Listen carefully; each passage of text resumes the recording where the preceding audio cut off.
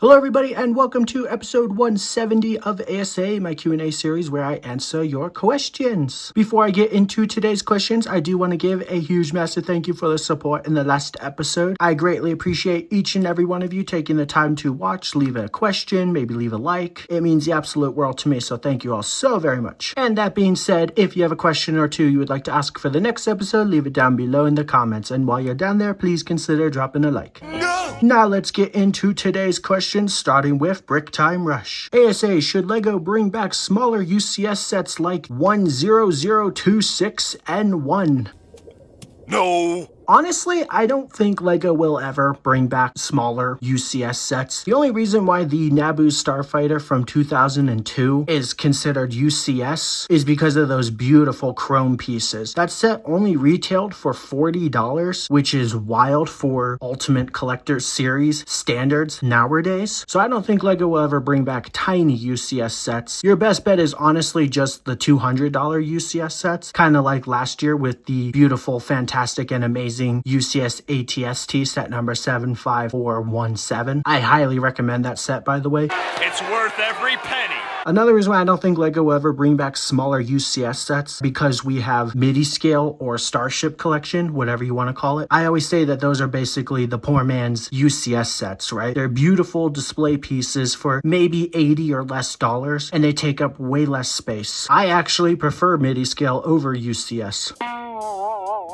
Next question is from KiwiBird. A.S.A, is there a theme that LEGO has never made that you would like to see be made? To be completely honest with you, I don't really care. I just buy and collect LEGO Star Wars. Of course, I complain about LEGO Star Wars all the time, but that's all I want. I don't really want another theme that I would like because then I'd be tempted to buy that, and LEGO Star Wars is already expensive enough. But that's not a really fun answer. So to answer your question, how about a Delta Ruin CMF series? That would be really cool. I would love to get a Spam 10 minifigure. That would be so flippin' cool. That's right. Now's your chance to be a big shot. And I have just the thing you need. That's hyperlink blocked. Next question is from Mayo Husco. A.S.A, now that apparently LEGO got the SpongeBob license back, what location do you want to see them make now? Personally, I would want to see Sandy Shoals nursing home to get minifigures of Mermaid Man and Barnacle Boy. Say the oath. Mermaid Man and Barnacle Boy, unite!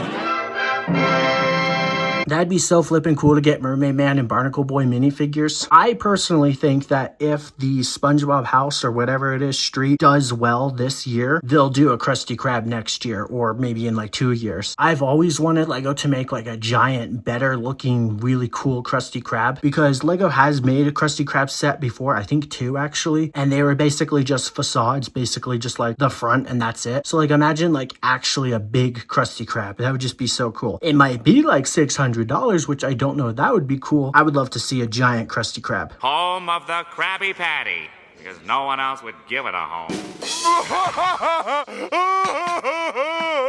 And the last question is from the Building and Chatting podcast. A.S.A, what do you think about the new LEGO Star Wars UCS N-1 Starfighter and Darksaber GWP? It's beautiful.